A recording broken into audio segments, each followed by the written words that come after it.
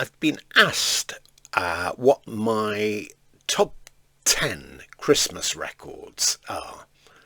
Well, it does change over a period of time, and what you have to bear in mind is this: for some years I worked in retail, and Christmas was not a great time for working in retail. Anyone working in shops will tell you the same thing. The constant blare of Christmas records, it ends up doing your head in. I would imagine people that work in supermarkets get sick of it, or otherwise maybe they can just switch their brains off. But it used to drive me mad. Anyway, this is my Christmas top 10 for this year. Now, I'm not saying particularly released at Christmas or number ones at Christmas, just Christmassy records. And as I say, it probably will change next year anyway, because I'm sure I'll change my views.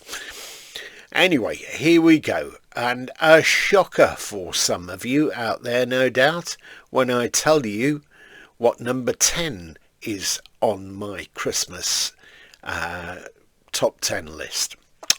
Wizzard, I Wish It Could Be Christmas Every Day. That record, because of course the family connection, it has driven me mental for years and years and years. I'm glad that it gets played a lot in respect of royalties for Roy. That's a great thing, great help. And I saw him on Sky this morning being interviewed by Kay Burley and commenting on how the record was put together and why he put it together, etc. I mean, I have heard it before, but anyway, at least it's some cocoa in the bank, isn't it? So that's number 10. Number 9, actually, this is a very favourite artist of mine, Chris Rea, and Driving Home for Christmas.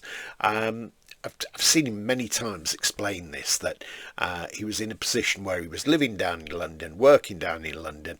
The group he was with had broken up. The manager had given him the elbow.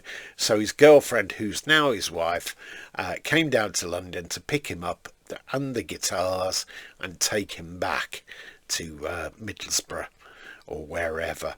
And that's on the way back he wrote this song. He put all the bare bones of it and not much else that needed putting together. And he wrote that, Driving Home for Christmas, a great record. And it doesn't date. Number 8, Wham, Last Christmas. Well, I always associate Wham, George Michael, from the years that I lived in Watford, or we lived in Watford, and having that encounter with him and Andrew Ridgeley at the Ponderosa in Watford High Street. Where do we go from here? Number 7 is Jona Lewie, Stop the Cavalry. I wish there'd been a lot more of Jona Lewie. I like that other hit of his, I'm always in the kitchen at I can't remember the title of it now. I'm always in the kitchen at parties. Then we go number 6, Elton John, Step Into Christmas. Very rousing. Loved that. Number 5, Love Unlimited. It may be winter outside, but inside it's still Christmas. Number 4, Greg Lake, I Believe in Father Christmas. People know, of course, Greg Lake from Empson Lake and Palmer, etc. And I particularly like that. It's not sort of overstated. This is one that's been in the news quite a bit this last week, and about the writing of it, etc. E17, Stay Another Day. Love that record. Love the way it's put together, and I love the melody. And, I'm not an E17 fan, but I do particularly like that. And shock of shocks, at number 1, I should be playing the Pick of the Pops music, shouldn't I, if I could do that, but I can't do it because of copyright, etc. Number 1 is Slade, Merry Christmas. It's Christmas. And as Noddy Holder said, he and Jimmy Lee it's their pension pot, and good on them. I suppose there are still people downloading it every year.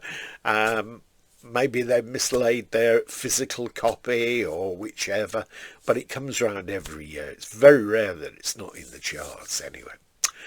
There you have it. There's the answer. That's my Christmas top 10 for 2024. So let's see what it will be next year. I'll make a note of this actually. I'll look at it again next year. I hope you have a great Christmas though, and I'm sure you'll be playing some of these hits yourself. Okay, thanks. Bye for now. Hope you've enjoyed it. If you have, take a like, and please make sure you hit the subscribe button. Bye.